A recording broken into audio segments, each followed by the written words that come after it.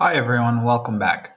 We're going to be starting our MongoDB tutorial, and we're going to be discussing all types of features and tools that we can use in the MongoDB. So let's get started. So what is MongoDB? So MongoDB is a cross-platform document-oriented database, right? So if you remember, we said a database is just somewhere that you can store data for a long-term period. So if you remember the API example, we said a database is just something that we can put data in for a very long time, and it usually has records, and the one that has records is usually called RDMS, okay? Or sometimes it has other names, but sometimes it's called RDMS. So MongoDB is a cross-platform document-oriented database that provides high performance, high availability, and easy scalability. And MongoDB works on a concept of collections and documents. And we're going to discuss in a few slides what is a collection, what is a document, and we're sort of make also some analogies. If you're familiar with the normal RDMS, then we're going to see some analogies between collections and documents and that. And so a database, as we said, is a physical container for collections where each database gets its own set of files of the file system. A single MongoDB server typically has multiple databases. So if you think about a MongoDB server, you can draw a big box, and then I'll call this one a MongoDB server. And usually this server might have different databases. So I have database 1 and database 2. And then inside of each of these databases, so if I zoom in over here, if I zoom in on this area over here, then this is not very zoomed in, but if I try to zoom in on this database, then it's made up of two things. It's made of collections and it's made of documents, as we said. And we're going to discuss what each of these are in a few minutes. Okay. Now, a collection is a group of MongoDB documents, and it's equivalent of an RDBMS table. So a collection exists within a single table, within a single database. So collections don't enforce a schema, and documents within a collection can have different fields. Typically, all documents in a collection are of similar or related purpose. So what does this mean? So we said that we have a MongoDB server, right? Okay, so let's draw the bigger picture. We have a MongoDB server, and inside of that, let's say we have only one database, but usually you can have more than one, so we have a bunch of databases. And then inside this database, we might have a bunch of collections. So collection 1, collection 2, and inside of these collections, we might have a bunch of documents. So document 1, document 2, document 3, document 4. And similarly, in the second collection, we might also have a bunch of different collections. So we have documents, So document 1, document 2, document 3, and document 4. So this is the big picture. So a collection is just a group of MongoDB documents, and it's equivalent of an RDBMS table. And we'll discuss this in even more details in a few slides.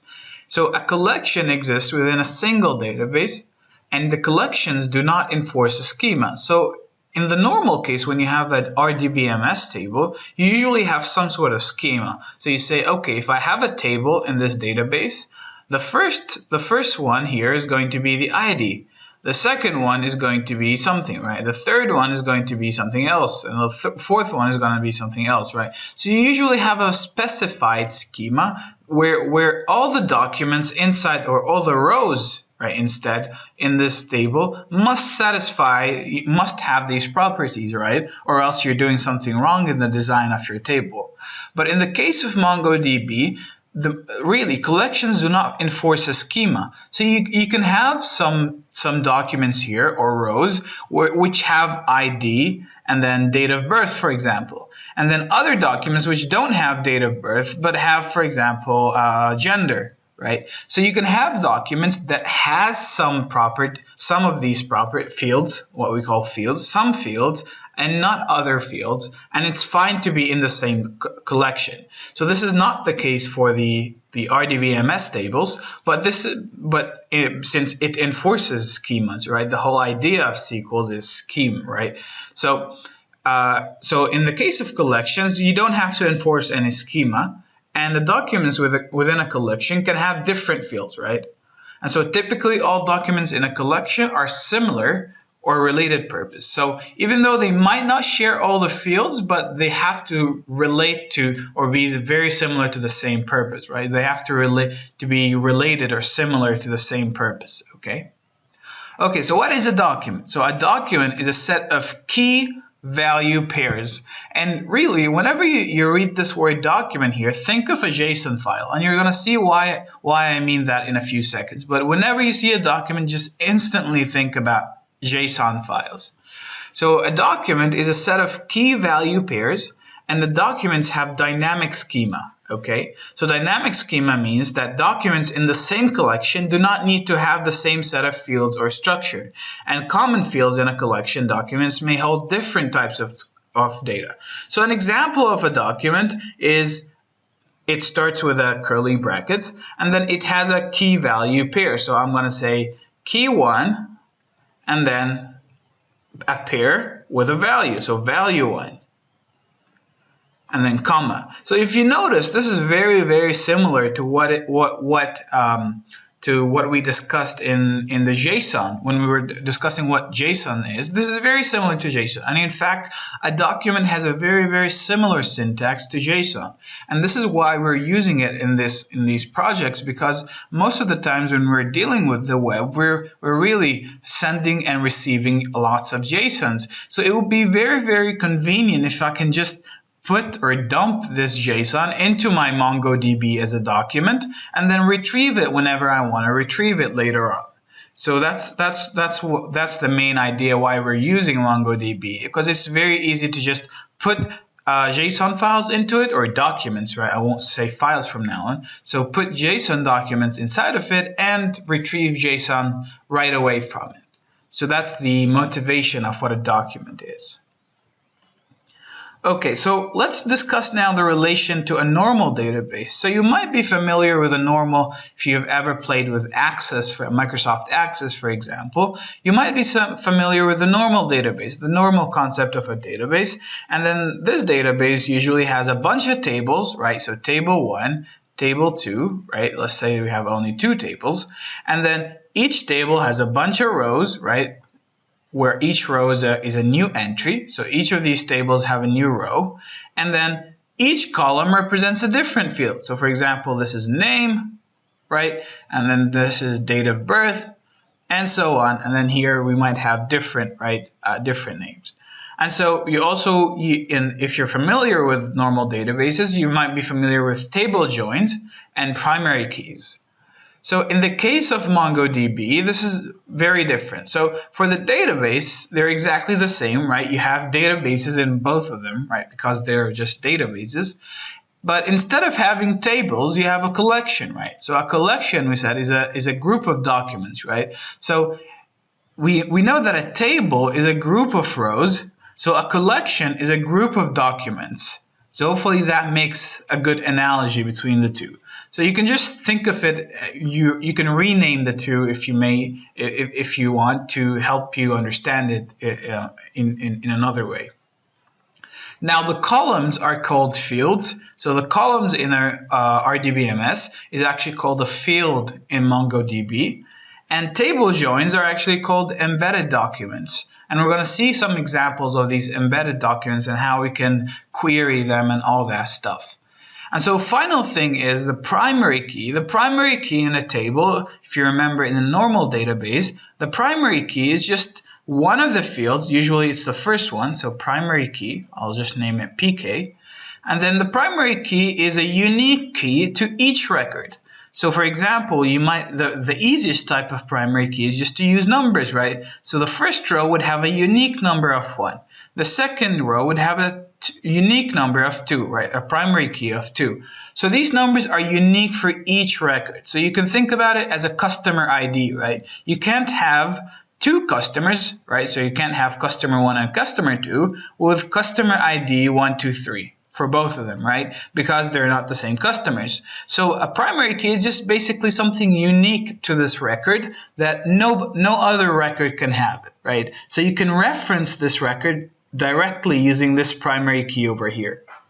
So this is in the case of RDBMS. But in the case of MongoDB, we have a field, right? We have a key called ID _ ID, right? It's written like this. And this is exactly the primary key. And it's automatically given by MongoDB. Now, you can specify it. You can tell MongoDB, hey, make for this document over here, give it this ID, for example, 123. Not exactly 123, there's a specific format. You can tell MongoDB, but if you don't tell it, then it automatically gets a very unique ID that no other record, or in the case of MongoDB, no other document might have the same ID. So each document, if you may say, has a different ID, and you can't have two documents with the same ID. So hopefully this idea is a bit clear. Now let's see an example of a document. So here's an example of a document. We have curly brackets first, and then the first one is ID, right? This is the one we discussed, and then this is usually just a unique description of this object of this document over here, and no other document might have the same ID as this one. Now, we already said that in documents we can have key value pairs, and so this is the case here. So we have username is 123XYZ, contact is phone, and then inside of contact we can put another document, right? So we call these embedded subdocuments.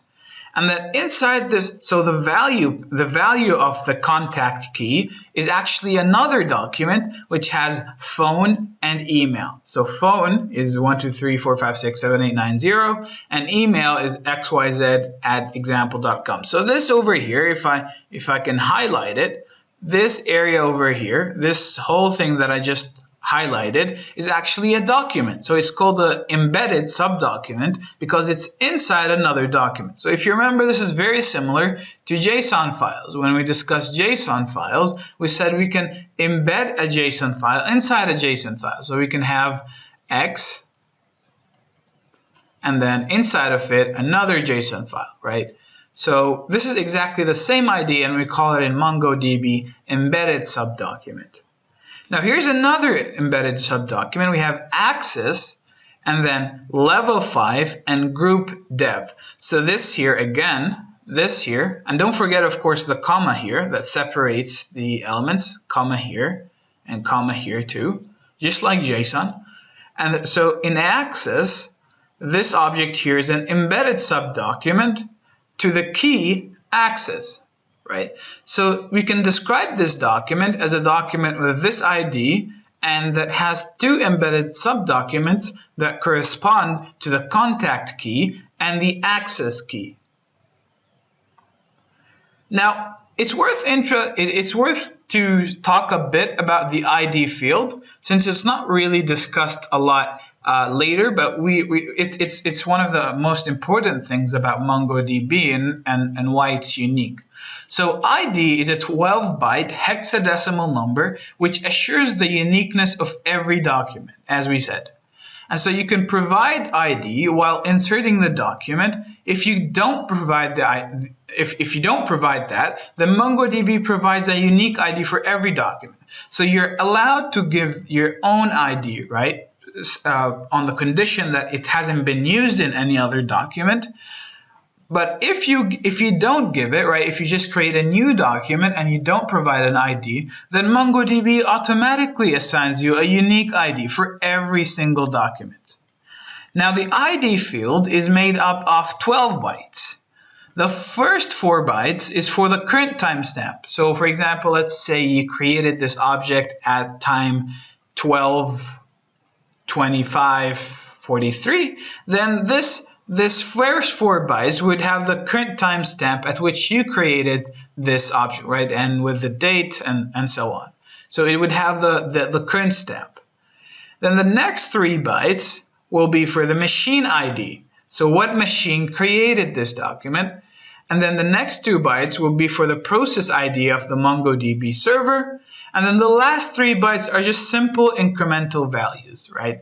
So you take all of these and you merge them together and you get your ID field. Now, we also need to discuss a few other things, like the MongoDB versus relational databases. So any relational database has a typical schema design that shows number of tables and the relationships between these tables. While in MongoDB, there is no concept of relationship. So this is very, very, very important. In normal databases, you might have, for example, 2 tables, for example, customer and products sold, right? So you might have 2 of them, products sold. And so in customers, you would have a primary key. Let's say it's just an integer. So customer 1, customer 2, customer 3, customer 4. And so, for example, customer 1, let's say his name is something, right? And his last name is something, and so on. So these are all fields. And so in the product sold table, I might have, for example, a primary key for products, right? For example, this product. And then purchaser, or the person who bought it, as another field. And then this would point to some customer who bought it, to the primary key of some customer. So for example, customer 3 bought the first product. So we can point from here, and there's a relationship between this table over here, this product sold, and the customer, right? There's a relationship between these 2 tables. This is in usual databases, relational databases, but in here, there's no concept of relationships. So if you want to incorporate relationships, you have to use sub-documents, as we saw in a previous slide. So in here, for example, then this is showing you can have this as a second table entry, and then this is showing that you're associating this key with this entry over here, right? So this is a very important distinction between MongoDB and relational database. There is no idea of relationship in MongoDB. Now, what are the advantages of MongoDB over just RDBMS in general? And so there are a few advantages. The first is, of course, it's schemaless. So MongoDB is a document database in which one collection holds different documents. And the number of fields, content, and size of the document can differ from one document to another. Now, this is not the same usually in normal tables, as we discussed, because tables are already fixed, right? They have to have all these fields over here. Now, some of them might be null, right? If you're familiar with regular databases, some of them might be null, but that doesn't change the fact that you have to have all these fields in any given record. But this is not the same. So this is what we call a schema, right? But this is not the same thing in the case of MongoDB. You can have a collection, which is analogous to a table, and it can have documents with a different number of fields, content, size, and lots of different stuff. And so also the structure of a single object is clear, and there's no complex joins, and it has a deep query ability. So MongoDB supports dynamic queries on documents using a document-based query language that's nearly as powerful as SQL. So this is very strong. You would think that these schemas here are made to make searches faster, but in fact, MongoDB, even though it's schemaless, it's actually very, very fast in querying. In fact, it's almost as fast as SQL. So this is, big. Also the tuning. So you can tune the MongoDB a lot, and it's easy to scale out MongoDB. So MongoDB is super, super easy to scale out. So let's say you're servicing only a bunch of customers today. Well, in the next few, if your customers, for example, suddenly multiply by 100, right? So you go viral, for example, then MongoDB is super, super easy to scale, right? So it supports scaling very easily. And so conversion and mapping of application objects to database objects is not needed, and uses internal memory for storing the windowed working set, enabling faster access of data. So this is a very important point too. Now, why should we use MongoDB? So first of all, it's a document-oriented storage. So the data is stored in the form of a JSON-style document, and the index on any attribute, there's an index on any attribute. You can have replication and high availability, so it doesn't fail all too much. You can have auto-sharding, and we'll talk about that later. We have rich queries. You can really formulate some very, very complex queries. There's fast in-place updates. So this is also fast. Whoops, let's go back. So very fast updates. And then also professional support by MongoDB that is almost 24/7. So this is pretty cool. Now, let's see if we can. Okay, there we go. So where do we use MongoDB? So when should we use MongoDB instead of SQL, for example, a SQL database? So in the case of big data, this is an automatically, if you're dealing with big data, definitely go for MongoDB. It's scalable, it's fast, and it's just as good as any other option out there, if not better. Also, the content management and delivery, mobile and social infrastructure, user data management, and data hub. So if you have any of these, then it will be a very good idea to use MongoDB. Okay, so we're going to stop here for now, and in the next video, we're going to see how we can install MongoDB on our virtual machine. So until the next video, happy coding.